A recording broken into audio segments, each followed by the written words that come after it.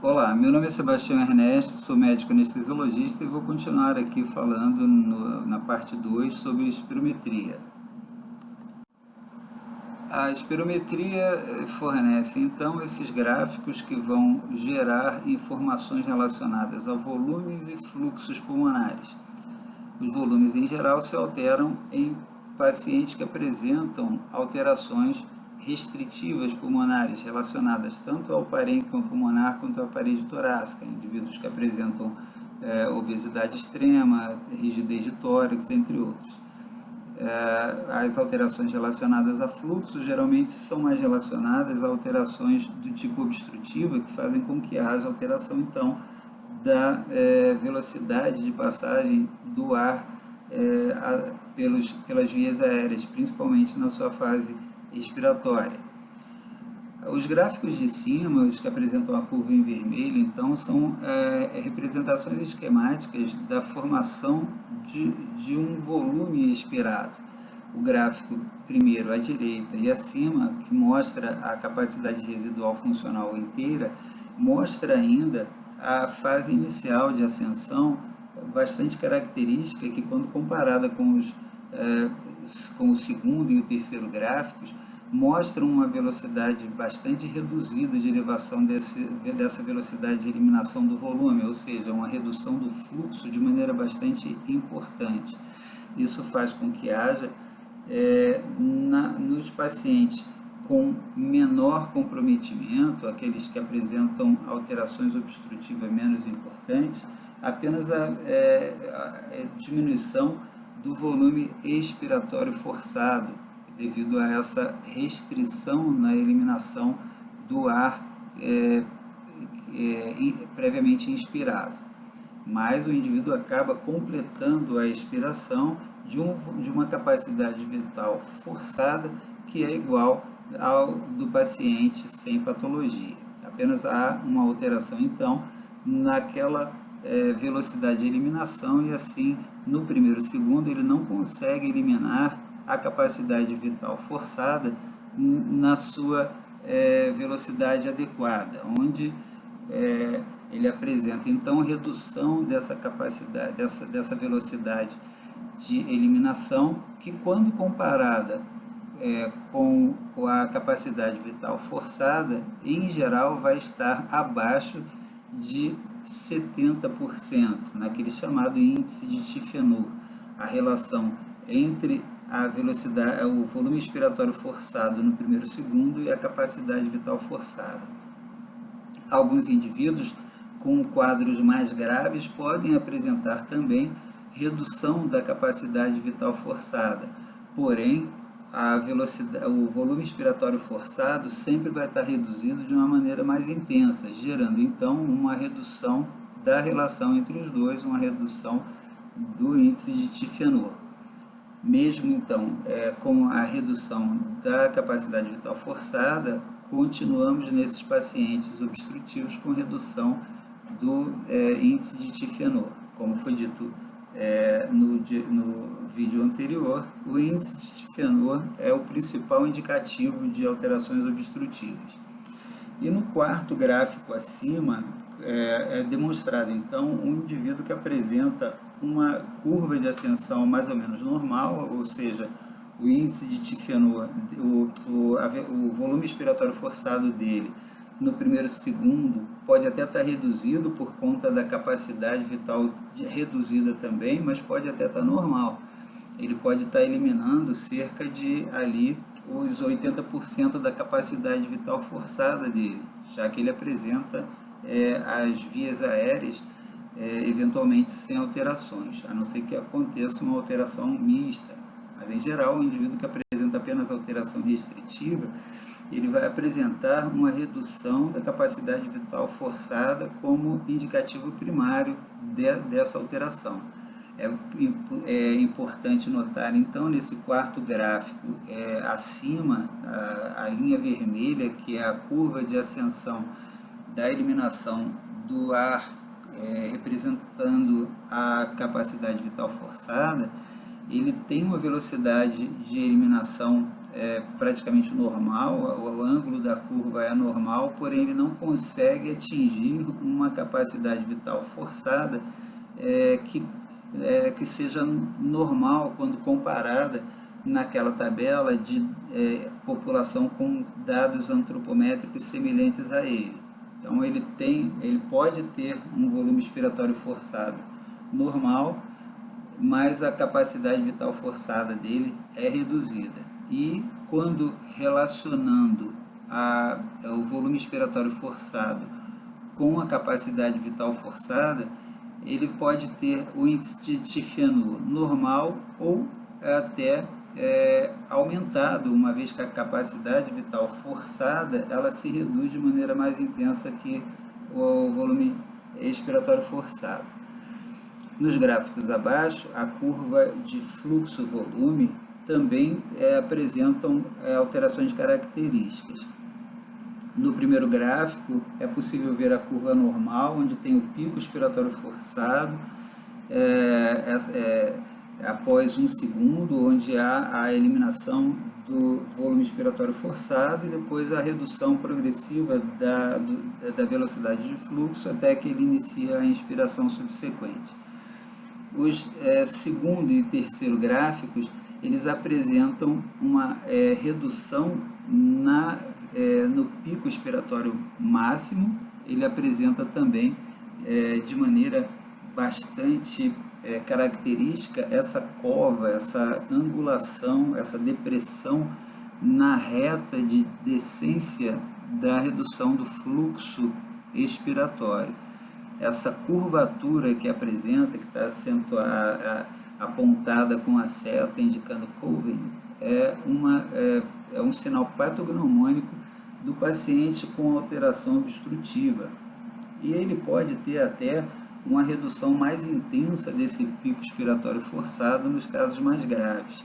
Então, há uma redução na capacidade inspiratória, uma redução na capacidade expiratória, é possível perceber na comparação com o gráfico, o primeiro gráfico abaixo, mas o que chama mais atenção é essa curvatura na região de descendência da curva expiratória, onde há uma diminuição da velocidade do fluxo. Então, o paciente com padrão obstrutivo, ele apresenta redução do pico expiratório forçado, ele apresenta essa depressão e ele vai apresentar sempre uma redução do volume expiratório forçado, que é mais importante do que a redução, quando acontece, do volume da capacidade vital forçada. E essa capacidade vital forçada, muitas vezes ela está reduzida ou por alterações mistas ou por comprometimento importante na fase inspiratória, que ele não consegue gerar, em função de obstruções mais severas, ele não consegue gerar uma capacidade vital forçada normal. E no último exemplo, não há a curvatura nessa fase de descendência da velocidade de fluxo expiratório, e o que acontece é uma redução dos volumes, tanto expiratório quanto inspiratório, devido à incapacidade desse indivíduo expandir esse pulmão devido à sua doença restritiva. Então, o pico expiratório forçado ele pode estar normal, pode também estar reduzido por conta de desgastes, de diminuição de reserva muscular, por diminuição da capacidade de expansão e de eliminação, mas ele não apresenta aquela curvatura na fase de descendência no ramo expiratório. Além do diagnóstico e do acompanhamento de indivíduos com alterações restritivas ou obstrutivas de vias aéreas, esses gráficos gerados pela espirometria também podem fornecer desenhos importantes e característicos que mostram a existência de obstruções variáveis ou fixas nas vias aéreas. É possível ver o gráfico normal à esquerda, seguindo de um gráfico que representa uma diminuição da velocidade de fluxo inspiratório. Existe um achatamento da curva inspiratória nesse segundo gráfico, que em geral é devido a obstruções variáveis extratorácicas. Esse indivíduo ele tem dificuldade inspiratória e não apresenta, em geral, dificuldade expiratória. Isso é típico da obstrução de vias aéreas extratorácicas. O terceiro gráfico já é o contrário, ele mostra a fase inspiratória praticamente normal, mas ele mostra um achatamento severo, importante, na fase expiratória. Essa curva da fase expiratória achatada, ela é característica de obstruções de vias aéreas intratorácicas, mas obstruções variáveis.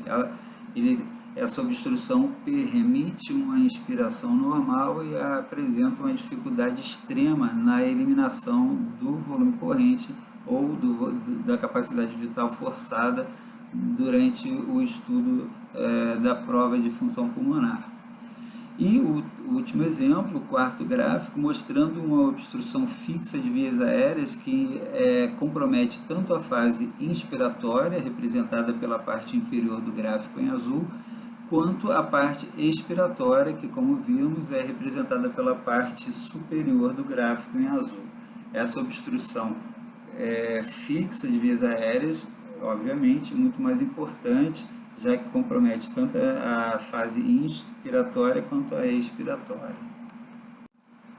Esse diapositivo traz essa tabela gerada pelo chamado GOLD, Global Initiative for Chronic Obstructive Lung Disease. É uma classificação que gera o estadiamento de gravidade de pacientes com doença pulmonar obstrutiva crônica, que, quando comparado com a tabela de dados preditos, ou seja, é a referência para grupos populacionais semelhantes ao do paciente estudado. Então, após o teste e uso de broncodilatador, se o resultado do volume expiratório forçado no primeiro segundo for igual ou superior a 80%, ele é considerado estágio 1, é um paciente sem gravidade, um paciente que, se apresenta alguma alteração, ela é insignificante e é um paciente bastante estável. Normalmente, esse paciente é considerado estágio 2 na classificação de GOLD quando o VEF1, o volume expiratório forçado no primeiro segundo, se encontra entre 50% e 80% do valor predito após a utilização do broncodilatador. Se esse indivíduo ele apresenta o VF1 entre 30% e 50%, ele é classificado como estágio 3, e abaixo de 30% de VF1 após o uso de broncodilatador, ele é considerado estágio 4, paciente bastante grave, que deve ser avaliado quando dá indicação de cirurgias eletivas em relação a indicação ou contraindicação da cirurgia devido à gravidade do quadro e aos recursos a serem dispensados a esse paciente no preparo para a cirurgia e também no acompanhamento pós-operatório. E essa tabela foi adotada a partir de 2019 pela Secretaria Estadual de Saúde do Estado de São Paulo, considerando os pacientes de uma maneira um pouco mais completa em relação à tabela anterior, mostrando que esses pacientes vão ser estagiados ou classificados segundo a gravidade, obviamente, após o diagnóstico de doença pulmonar obstrutiva crônica, que é conseguido através do exame de espirometria, onde o índice de tifenor é a chave diagnóstica. Abaixo de 70%, ele é patognomônico de doença pulmonar obstrutiva crônica e ele vai ser considerado leve, moderado ou grave de acordo com a resposta broncodilatadora que esse indivíduo apresenta no segundo estágio da espirometria. Ou seja, o paciente ele tem um índice de tifenor abaixo de 70%, o que faz com que ele seja diagnosticado como doente pulmonar obstrutivo, e a gravidade dessa doença obstrutiva vai ser apresentada ou classificada de acordo com a resposta ao broncodilatador. Se após o broncodilatador ele apresenta um VF1 que é igual ou maior a 80% do predito, ele então é considerado um DPOC leve. Se ele encontra após o broncodilatador o VF1 entre 50 e 80, ele é classificado como moderado, e assim sucessivamente, de maneira semelhante à tabela anterior, do diapositivo anterior. Portanto, aqui o acréscimo foi só o índice de difenor para confirmar que esse paciente realmente tem uma doença obstrutiva. Um dos fluxogramas adotados, principalmente pela Fisioterapia Nacional, é apresentado nesse diapositivo, e ele se inicia pela avaliação do índice de difenor. Se esse índice de difenor apresenta resultado inferior a 70%, ele é um paciente que deve ser avaliado em relação a VF1 e capacidade vital forçada, já que ele é um paciente portador de doença obstrutiva, e ele então vai ser avaliado para se entender se, além da doença obstrutiva, ele apresenta mais alguma alteração importante. No caso aqui, no ramo direcionado à direita, então o paciente tem abaixo de 70% do índice de difenor, ele tem uma doença obstrutiva, mas nesse caso ele vai apresentar um VF1 menor que 80% do valor predito e uma capacidade vital forçada igual ou maior que 80%. Então ele é um portador de doença pulmonar obstrutiva, e a gravidade dessa doença pulmonar obstrutiva vai ser estadiada de acordo com o valor do VF1, como foi visto nas tabelas anteriores, nos diapositivos anteriores. Além disso, ele tem uma outra via de resultados que ele pode apresentar, que é um doente obstrutivo, mas ele pode apresentar o VF1 inferior a 80 também, como é característico do obstrutivo, e a capacidade vital forçada menor que 80%. Aí vai ser feita uma subtração da capacidade vital forçada menos o VF1, e se esse resultado for igual ou menor que 12, ele é chamado de um paciente pulmonar misto. Ele tem doença tanto obstrutiva quanto restritiva, mas se esse resultado for igual ou maior que 13, ele é taxado como um doente pulmonar obstrutivo com disfunção com diminuição da capacidade vital forçada. Portanto, é um dos pacientes que, como foi dito em diapositivos anteriores, que ele tem uma obstrução tão intensa que ele não consegue gerar uma capacidade vital forçada adequada para o padrão antropométrico dele. Voltando à parte superior do gráfico, se por acaso o índice de difenor for maior ou igual a 70%, então tem que ser avaliada a capacidade vital forçada. Se essa capacidade vital forçada for igual ou superior a 80% do valor predito, esse paciente é diagnosticado como tendo uma espirometria normal. Se a capacidade vital forçada dele for menor que 80%, diz-se que ele tem uma doença pulmonar restritiva, portanto ele tem uma diminuição da capacidade vital forçada, tendo ou não redução concomitante do VF1, e essa doença restritiva vai ser estadiada ou classificada segundo a gravidade, seguindo também a tabela apresentada aqui. Doente com doença restritiva leve vai ter uma capacidade vital forçada entre 60% e 80% do valor predito para aquele padrão antropométrico. Se ele tem uma capacidade vital forçada entre 51% e 59% do valor predito, ele é um paciente de doença moderada. E se ele tem uma redução a base tem uma capacidade vital forçada igual ou menor que 50% do valor predito, ele tem uma doença restritiva acentuada. Então, de maneira prática, vamos aqui avaliar esse paciente, o seu João, que tem uma capacidade vital forçada de 3,5 litros. O valor predito para pacientes com a característica antropométrica dele, de sexo, idade, peso e altura, é para ter algo em torno de 3,9 litros de capacidade vital forçada, mas ele tem 3,5.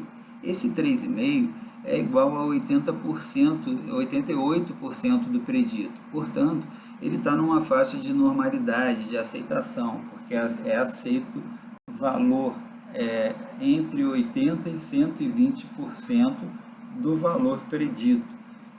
Ele tem um VF1 de 3,15 litros, quando ele deveria ter, pelo valor predito, 3,4 litros.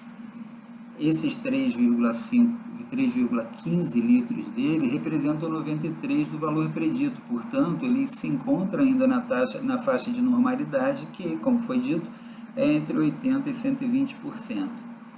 A relação VF1 capacidade vital forçada ou índice de Tifenor é igual a 90%, portanto, é um valor também acima de 70%, considerado normal. Esse valor é igual a 87,5% do predito e o valor predito é igual a 87,5% e ele tem 104% quando comparado o seu índice de Tifenor em relação ao valor predito. Portanto, esse paciente é um paciente considerado normal, tá? Ele não tem alteração respiratória nenhuma, a espirometria dele apresenta um resultado normal. A Dona Maria apresenta uma capacidade vital forçada de 2,7 litros, quando comparado com o valor predito para as características antropométricas dela, que deveria ter uma capacidade vital forçada de 2,8 litros, isso é igual a 97%. Portanto, ela tem 97% do valor predito, ela tem acima de 80%, então ela tem uma capacidade vital forçada normal, que é normal entre 80% e 120% do valor predito. O VF1 de 1,9, quando comparado com o valor predito, é igual a 75%, ou seja, menor que 80%, ela tem um VF1 reduzido, possivelmente uma doença obstrutiva. A divisão do VF1 pela capacidade vital forçada gera um índice de Tifenor igual a 66%. Sabemos que abaixo de 70% é patognomônico de doença pulmonar obstrutiva. Essa paciente, então, ela tem uma doença pulmonar obstrutiva. Se compararmos com a tabela de estadiamento de gravidade, é possível ver que ela tem, então, uma doença obstrutiva. Temos que avaliar o VF1. O VF1 dela é igual a 75%, é considerado uma alteração leve. Ela tem, então, uma doença pulmonar obstrutiva leve. Só lembrando que essa tabela, diferente daquelas anteriores apresentadas, tanto do índice GOLD quanto aquela aceita pela Secretaria de Saúde do Estado de São Paulo, aqui ela não considera o paciente na fase pós-broncodilatadora, que ele já apresenta aqui o resultado cru da espirometria. Tá? Então, a primeira fase de avaliação da espirometria, aquelas outras tabelas consideram o estadiamento de gravidade, utilizando o broncodilatador e depois do broncodilatador avaliando a gravidade. Então, outra forma de avaliar a classificação da gravidade de doença obstrutiva, e aqui também, se fosse doença restritiva, teríamos avaliação pela capacidade vital forçada. O seu José apresenta aqui uma capacidade vital forçada de 2 litros, e o valor predito de 2,9 litros gera um resultado de 69%. Portanto, abaixo de 80%, ele tem uma pequena redução da capacidade vital forçada. O VF1 de 1,9 gera um resultado de 82% em relação ao seu valor predito, portanto ele não tem redução do VEF1. O volume expiratório forçado entre 80% e 120% é considerado normal, e o índice de difenor igual a 84% é um resultado também considerado normal, já que acima de 70% ele é considerado normal. E assim, tendo uma redução da capacidade vital forçada, ele é considerado um paciente restritivo, e 69% na tabela de grau de restrição é considerado um grau leve, né? 69%, já que grau leve é de 60% a 80%. Agora vamos avaliar aqui a espirometria da dona Ana, que apresenta uma capacidade vital forçada de 1,9 litros, quando comparado com o valor predito, ou seja, de uma população com as características antropométricas semelhantes, que deveria ser de 4 litros, então essa paciente vai apresentar 47% do valor predito, bastante reduzida a capacidade vital forçada, provavelmente uma alteração restritiva. Ela tem também um volume expiratório forçado igual a 1,1 litros. Quando comparado com o valor predito de 2,9, ela apresenta um resultado de 37% do valor predito, bastante reduzido também. E o índice de difenor de 57% é considerado bastante reduzido, já que abaixo de 70% ele é característico de doença pulmonar obstrutiva. Portanto, comparando essa paciente e seguindo o fluxograma apresentado anteriormente, então essa paciente é primeiramente classificada pelo índice de difenor como uma paciente obstrutiva, e ela tem essa redução da capacidade residual funcional, que pode ser uma complicação da sua doença obstrutiva ou pode representar uma doença mista, uma doença restritiva associada. Como que se faz para diferenciar isso? É só reduzir a capacidade residual funcional, que é 47%, menos o volume expiratório forçado no primeiro segundo, que é igual a 37%. Sabemos que resultados iguais ou maiores que 13% vão ser sugestivos de doença pulmonar obstrutiva, com o comprometimento da capacidade residual, da capacidade vital forçada, mas não necessariamente uma doença pulmonar mista. Mas pacientes que apresentem resultados iguais ou inferiores a 12%, eles sim vão ser diagnosticados como doença pulmonar do tipo misto. Então essa paciente vai apresentar 47 menos 37%, vai ser igual a 10%. 10% é menor que 12%. Então essa paciente apresenta realmente uma doença pulmonar obstrutiva do tipo misto.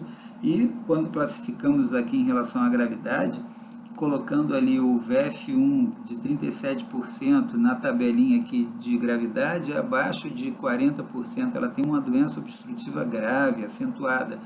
E em relação à parte restritiva, que é a capacidade vital forçada de 47%, é menor que 50%, portanto na tabela isso significa que ela também tem uma doença restritiva grave, uma paciente bastante grave. Por fim, temos aqui um resultado de uma espirometria, onde o paciente apresentou um resultado de capacidade vital forçada igual a 72%, portanto, ela tem uma alteração restritiva, provavelmente, e depois da utilização do broncodilatador, o seu resultado, que era 2,3, portanto, é bem inferior aos 3,2 litros, que é a referência. Então, esse valor predito dela, ela é igual a 72% desse valor de referência. O valor prévio à utilização do broncodilatador é de 2,3 ou 2,3 na grafia americana. Então ela tem 72% daquela referência do 3,2, que é o valor predito. Após o broncodilatador, esse 72% vai subir para 78%, ainda vai estar abaixo do ideal, que seria entre 80% e 120%. Então, ela continua com um padrão restritivo. E o volume expiratório forçado no primeiro segundo de 1 é igual a 38% daquele valor de referência, que é o valor predito de 2,6. Portanto, extremamente reduzido o VF1 dela. E após o uso de broncodilatador, isso aí aumenta de 38% para 46%. É importante o conhecimento de que aumentos de 12% a 15% no valor do VEF após o broncodilatador é considerado significativo. Mas mesmo em pacientes que apresentem respostas inferiores a isso, muitas vezes a utilização do broncodilatador consegue gerar alguma melhora clínica e sintomatológica do paciente. Em relação aos volumes pulmonares também, estão aqui os resultados, os valores de referência. É possível ver que ela tem uma capacidade pulmonar total de 6,4, muito acima do valor de referência de 4,9, o que também é uma característica dos pacientes obstrutivos, já que eles têm aquele tórax aumentado por aumento do volume residual, né, da capacidade residual funcional. Então, ela tem um resultado igual a 130% do valor de referência. Um paciente que, como foi dito anteriormente, valores entre 80% e 120% são considerados normais. O volume, a capacidade vital dela de 2,4, 75% da capacidade vital de referência para os dados antropométricos dela. Então, ela tem uma capacidade vital reduzida. Então, esse aumento do volume total do pulmão dela é por conta mais do volume residual, que é comprovado aqui embaixo, que deveria ser 1,7 e ela tem 3,6 de volume residual, ou seja, 212%. É uma paciente que tem esse pulmão bastante dilatado. E temos aqui a capacidade de fusão do monóxido de carbono, que o valor de referência é 22, e ela apresenta um resultado de 16, ou seja, um valor de 73% em relação ao valor de referência, o valor predito. Então, é uma paciente que também tem um comprometimento de difusão, pode ter uma doença enfisematosa ali associada, diminuindo a capacidade de difusão, uma doença vascular, eventualmente, também pode alterar essa capacidade de difusão, como vai ser visto em vídeos posteriores. Terminamos aqui o segundo vídeo de espirometria. Espero que tenham gostado do conteúdo. Se gostaram, já sabem, é só compartilhar essa ideia com os amigos e deem um like. Um abraço, obrigado.